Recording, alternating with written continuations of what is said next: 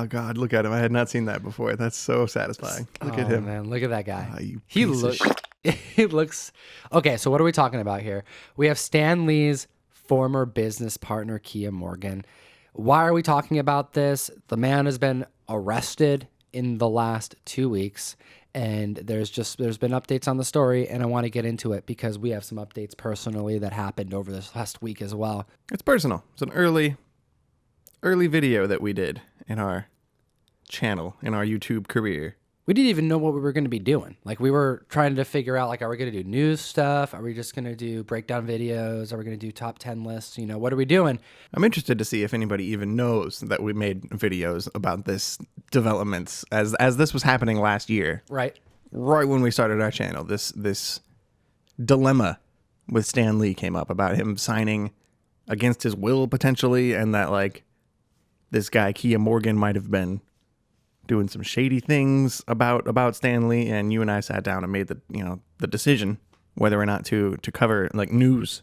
We hadn't done anything like that up to that point. We broke down on a whiteboard every article we could, trying to piece together what happened during Stan Lee's last days. Have we researched any video as intensely as we did that one video? We did a lot. Like, I feel like it was multiple days worth of work for that one video that we did. There were so many names that we had to learn. We studied. There was a point where Kia Morgan allegedly had set Stan Lee up in his house against his will, trying to convince him that there were people out to get him, like literally casing the house, and that he had to go to a different location. It screamed elder abuse. And in reflecting on that video at the time, a lot of that conversation ended up transitioning to our thoughts as enthusiasts, collectors, because the community was being very vocal about this because he was doing only a couple appearances at that time, and they were packed convention halls. So many people getting things signed,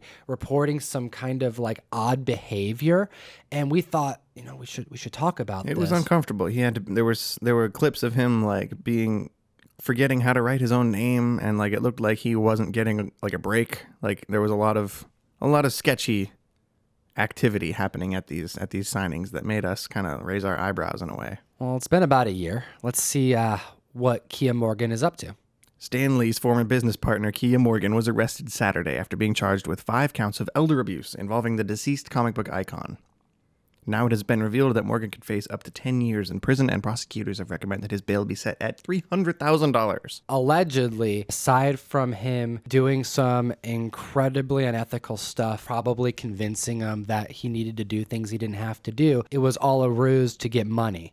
How much money? Well, there are figures here that they're reporting the LA police have uncovered upwards of $250,000+ in fraud, allegedly, and that's what he's being charged with. When we were covering this story last year, the concern was, is Stan Lee present enough to make the decision to do this? Is he being taken advantage of? Where is this money going to? Well, here we go. He's been arrested, he's on bail, and we are going to be finding out here as time goes on just how much he took advantage of Stan. But we do have an update on the situation, because this isn't the only thing that happened this week. Actually, I believe the first time that this is going to be reported, because I haven't seen anything on the internet about this, and we were personally contacted.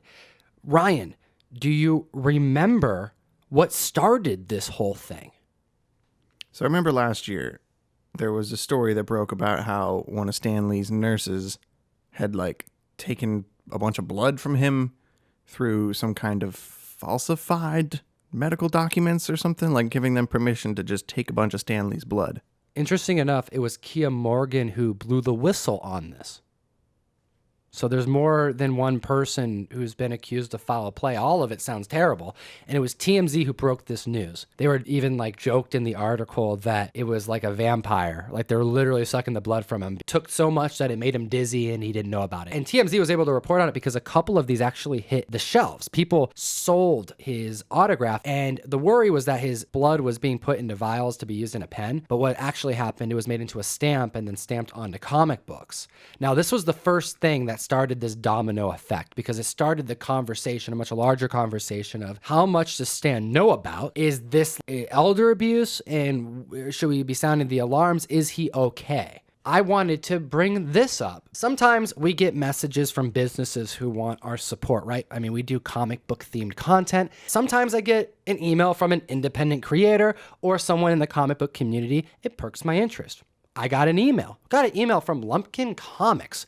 And let me read you this email that they sent me. They said, "Hello, we wanted to reach out to you as our business Lumpkin Comics is growing every day and we're looking for some key people to become part of our amazing journey. We have a unique marketing approach, which we would like to share with you. Our exclusive products, Stan Lee collectible comic books, make a great gift idea for any Marvel-obsessed superfan. The hand-stamped Stan Lee autographed signature replica using Stan Lee's Hands of Respect solvent DNA ink is authorized by the Hands of Respect LLC, a company Stan himself co-created and owned, to create a replica signature to be used when he no longer was available to sign or produce original autographs. Only Hands of Respect LLC has the authorization to create reproductions of Stan Lee's actual signature, and you can get the collectible comic books at lumpkincomics.com. What you'll see on Lumpkin Comics website is a bunch of pretty cool looking comic books with a really slick Stan Lee signature that he didn't hand write. These were all stamped. What I found most interesting here,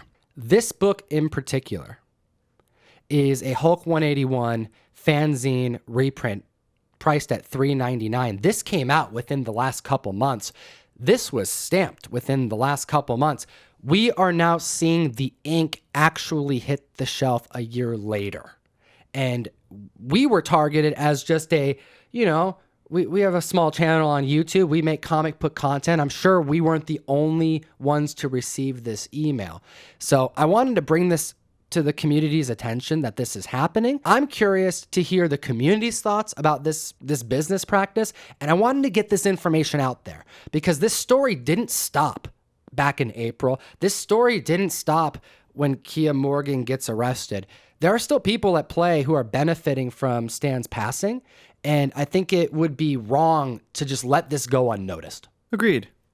If anything, it seemed like an interesting follow-up video to one of our earliest pieces of content. Thought it was cool to come back on the mic and talk again about the kind of follow-up effects of this story that we reported on a long time ago. It definitely gives you something to think about, and it's interesting to see the lasting effects, especially as, we've watched the final days of Stan, and unfortunately, it didn't seem to be great. It seemed to be filled with a lot of stress, and to this day, still a lot of ruckus is happening. Kind of want to hear what you guys think about this, what the community thinks.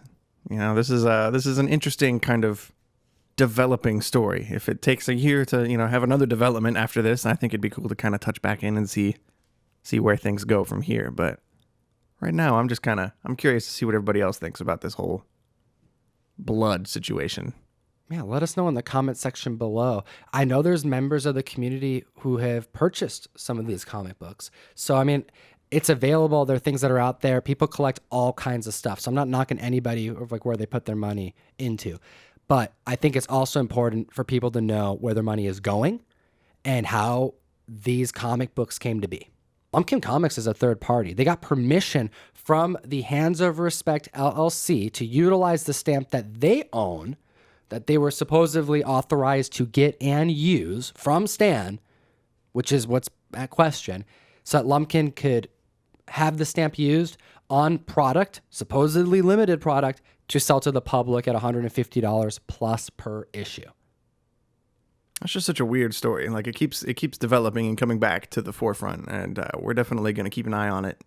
Come back and update everybody as necessary. It's a weird story, kind of one that doesn't really sit right. But I can say that one thing that is nice to see out of all of these things happening is some justice to Stan Lee in the form of the LAPD being involved in furthering their investigations over a year into this whole story developing. So I do appreciate them for doing that. If you feel like it, go back in our history and check out the original report we did on this whole story last year. It's interesting to see how far the two of us have come, and this whole channel has come since then. So if nothing else, it's good to see from the start. And if there's anything else that you should be doing, Geek responsibly. Enough said.